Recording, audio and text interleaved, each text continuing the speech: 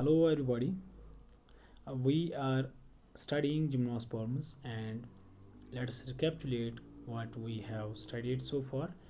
In the previous part we defined gymnosperms and we also discussed their distribution. Today we will focus on the morphology of gymnosperms. Let's move on. First of all, their size. The gymnosperms they vary in size, and the tallest gymnosperm can attain a height of 112 meters and it can reach a girth of 15 meters. And the example is Suicia sempervirens or coast redwood.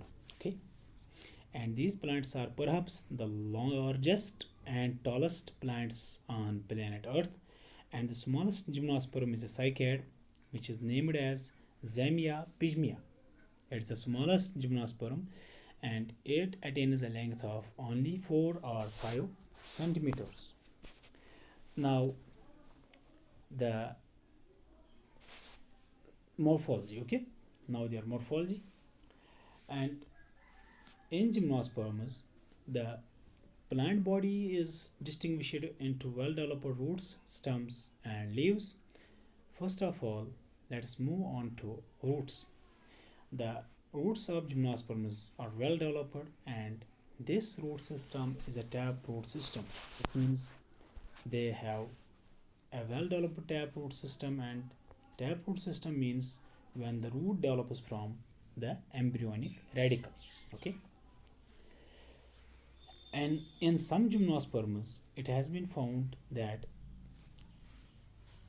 they show symbiotic associations with some organisms. For example, algae in case of coralline roots of cycas. Okay, coralline roots are those roots in which some blue-green algae they live in symbiotic association with them. Okay, and example is cycas. The function of these blue-green algae is to fix atmospheric nitrogen, and this fixed nitrogen is utilized by the plants. The second one is the mycorrhizal roots, and they are found in case of conifers like pinus. In these roots, the fungi they form a net-like structure on the surface of roots, and these fungi they help in the absorption of nutrients from the soil. Okay. Now their stem. In gymnosperms, the stem is usually erect, profusely branched. Example is pinus. They show profuse branching, or it can be unbranched. Example is cycas. Here you can see in the image there is no branching in cycas. The stem is woody in most cases, but in Zamia the stem is not woody, it is tuberous, it is tuber-like. Okay. Now the branching in case of gymnosperms, in ginkgo and some conifers, two types of branches are recognized. The first one is known as long shoots. Here you can see this is the long shoot. You can yourself see if you sometimes happen to visit a forest.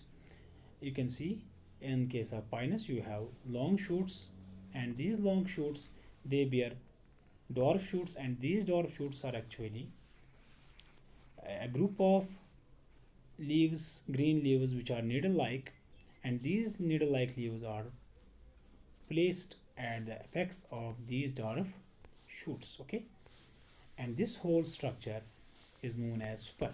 Okay, a group of small needle-like leaves which are attached to the apex of this dwarf shoot, this is known as spur. And one more important feature that you will remember is that in case of gymnospermus stem, the leaf scars are very much prominent. You can see a number of scars on the surface of stem, and these scars are actually the leaf scars. That means the site where the leaves were present. Now their leaves. The leaves in gymnosperms are usually dimorphic. That means they are of two types. The first one is foliage leaf and the second one is scale leaf. The foliage leaves are green. They are simple needle shaped.